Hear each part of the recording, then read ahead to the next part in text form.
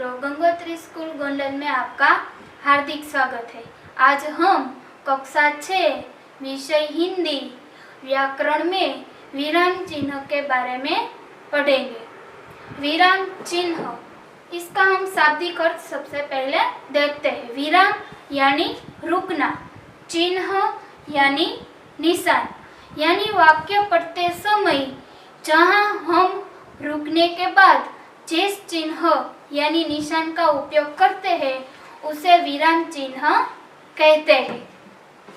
वाक्य पढ़ते समय कहाँ रुकना और कितना रुकना यह सूचित करने के लिए तथा भावों को स्पष्ट करने के लिए विराम चिन्ह का प्रयोग किया जाता है। यानी वाक्य पढ़ते समय हमें कहाँ रुकना है और कितना रुकना है यह स्पष्ट करने के लिए तथा भावों को स्पष्ट करने के लिए विराम चिन्ह का उपयोग किया जाता है। अब विराम चिन्ह के प्रकार देखते हैं। पूर्ण विराम, अल्प विराम, प्रश्नवाचक चिन्ह, योजक चिन्ह, कोष्ठक चिन्ह, उद्गार चिन्ह, अवतरण चिन्ह, ये विराम चिन्ह के प्रकार है। उसमें सबसे पहले देखते हैं पूर्ण विराम। इसका प्रयोग वाक्य में पूर्ण होने पर होता है, यानी वाक्य पूर्ण होने पर हम पूर्ण विराम चिन्ह का प्रयोग करते हैं। जैसे मोहन ने पत्र लिखा, यह वाक्य पूर्ण हो गया है, इसलिए हम वाक्य के अंत में पूर्ण विराम चिन्ह का प्रयोग करते हैं। सीता स्कूल नहीं गई, सीता, यह वाक्य पूर्ण हो गया है, सीता स्कूल नहीं गई, इसलिए वाक्य के अंत में हम पूर्ण विराम चिन्ह का प्रयोग करते हैं। अब आता है अल्प विराम। अल्प विराम का प्रयोग वाक्यों में थोड़ा रुकने का संकेत देने के लिए होता है, यानी वाक्य पढ़ते समय हम थोड़ा बहुत रुकना पड़ता है, ऐसा संकेत देने के लिए अल्प विराम चिन्ह का प्रयोग होता है। जैसे गाय के दूध से दही, घी, मक्खन, पनीर, मिठाई इत्यादि बनाए जाते हैं, यानी एक से अधिक शब्द को दर्शाने के लिए हम अल्प विराम चिन्ह का प्रयोग करते हैं। जैसे दही के बाद अल्प विराम, घी के बाद अल्प विराम, मक्खन के बाद अल्प विराम, पनीर के बाद अल्प विराम, मिठाई इत्यादि बनाए जाते हैं। अब इसका प्रयोग हम वाक्यों में कैसे कर सकते हैं?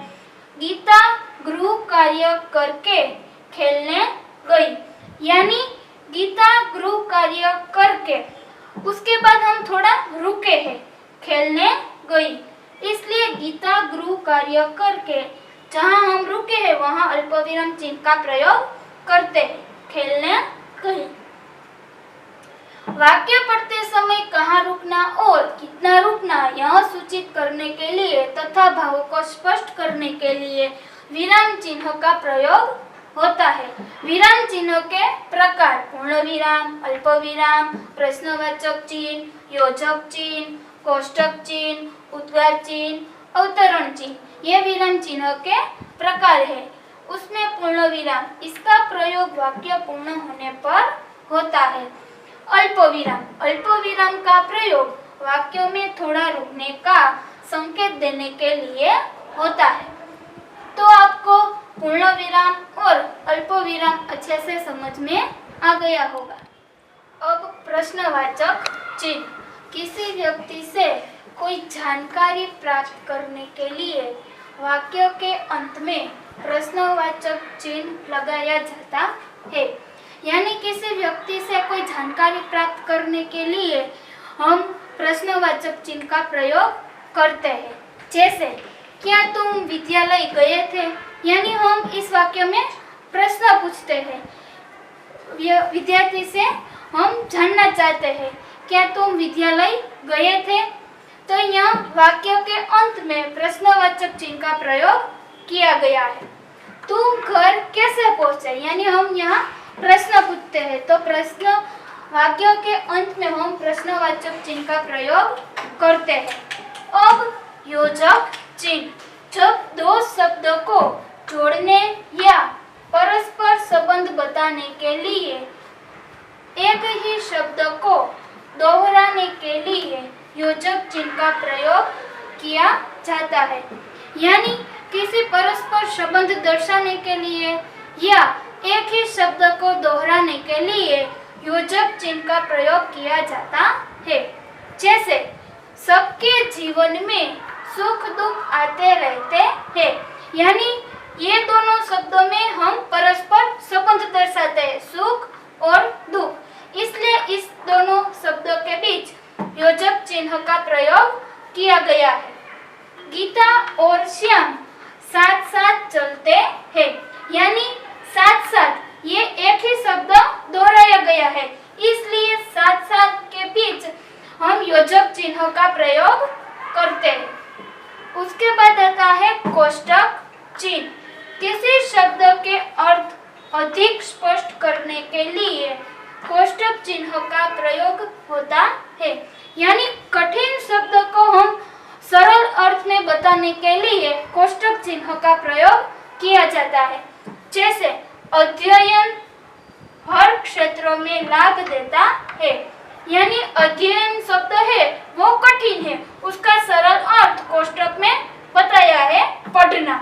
इसका कठिन अर्थ सरल भाषा में बताओ तो हम पढ़ना ऐसा कोष्टक में बताया गया है। विलोम शब्द लिखे, यानी विलोम शब्द है ये कठिन शब्द है, उसका सरल अर्थ विरोधार्थी शब्द लिखिए। प्रश्नवाचक चिन्ह, किसी व्यक्ति से कोई जानकारी प्राप्त करने के लिए वाक्य के अंत में प्रश्नवाचक चिन्ह लगाया जाता है।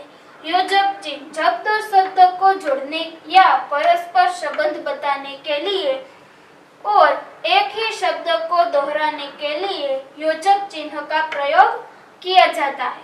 कोष्टक चिन्ह, किसी के शब्द के अर्थ को अधिक स्पष्ट करने के लिए कोष्टक चिन्ह का प्रयोग होता है। तो आपको प्रश्नवाचक, योजक चिन्ह, कोष्टक चिन्ह ये तीनों आपने अच्छे से समझ लिया। अब उद्गार चिन्ह। उद्गार चिन्ह का प्रयोग हर्ष, आश्चर्य, प्रशंसा, करुणा, भय, शोक आदि भावों को प्रकट करने के लिए किया जाता है। यानी जिस वाक्यों में हर्ष, करुणा, भय, आश्चर्य, प्रशंसा, करुणा, भय ऐसा शब्द आता है उसमें हम उद्गार चिन्ह का प्रयोग करते हैं।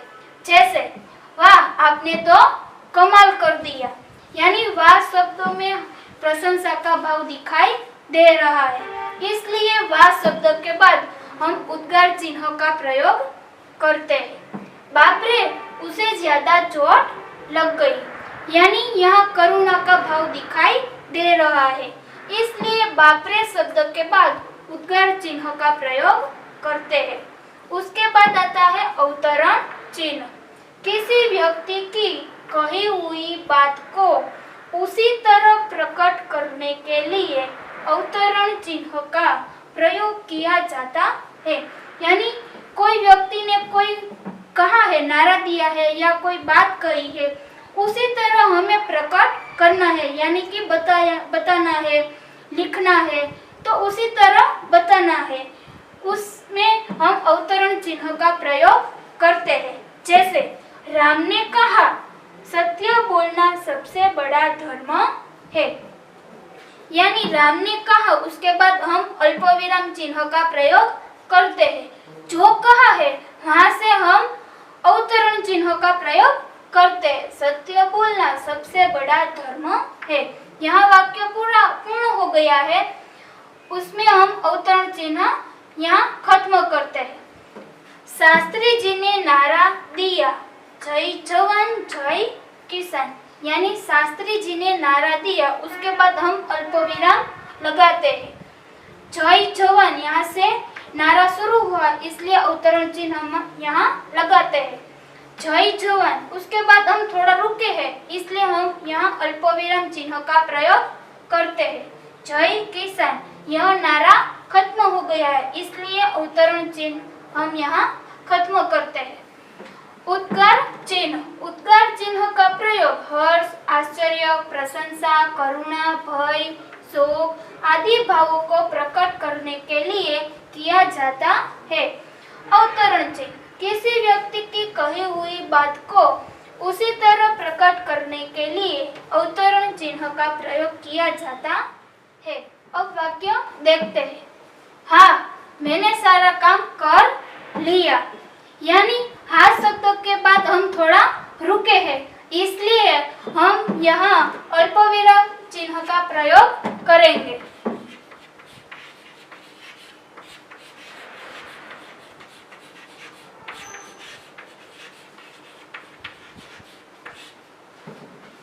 यह दीवार कैसे टूट गई?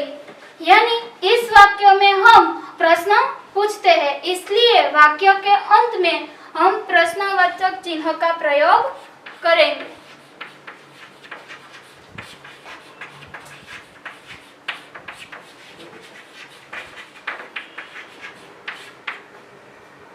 हाय, मेरी पेंसिल टूट गई।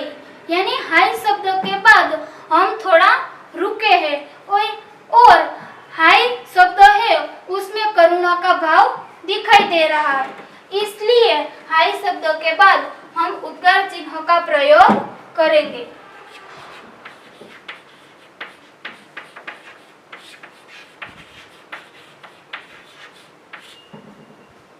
वाक्य के 3 भेद होते हैं, यानी इस वाक्य में भेद शब्द का सरल अर्थ कोष्ठक में दिखाया गया है, इसलिए हम यहाँ कोष्ठक चिन्ह का प्रयोग करेंगे।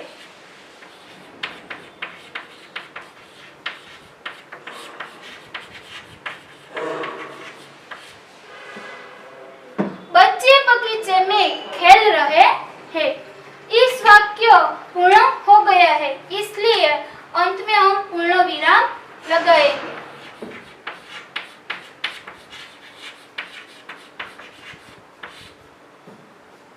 मीना दादा दादी के साथ मंदिर जा रही है। मीना दादा दादी के साथ, यानी दादा दादी शब्द है ये परस्पर संबंध दर्शाते हैं, इसलिए इन दोनों के बीच में हम योजक चिन्ह का प्रयोग करेंगे।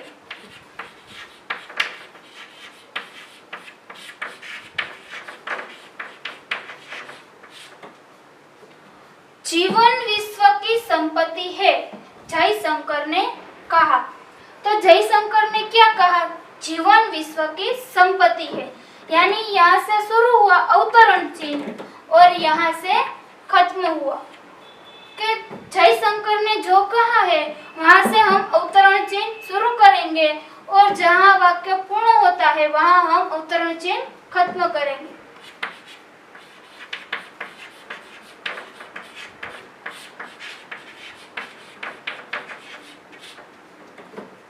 राम, सीता और लक्ष्मण वन में गए, यानी राम शब्द के बाद हम थोड़ा रुके हैं, इसलिए यहाँ हम अल्पविराम चिन्ह का प्रयोग करेंगे।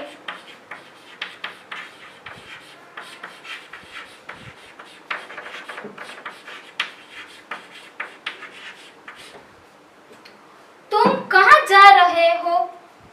इस वाक्य में हम प्रश्न पूछते हैं, तुम कहाँ जा रहे हो, इसलिए इस वाक्य के अंत में हम प्रश्नवाचक चिन्ह का प्रयोग करेंगे।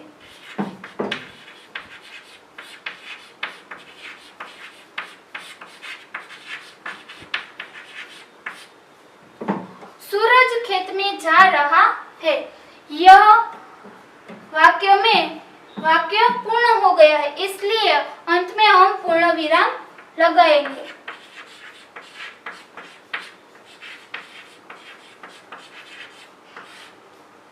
विद्यार्थी मित्रों, विराम चिन्ह के बारे में आपको समझ आ गया होगा और इस वाक्यों में भी आपको समझ आ गया होगा। तो ऐसा ही दूसरा टॉपिक व्याकरण का लेकर हम फिर मिलेंगे। धन्यवाद।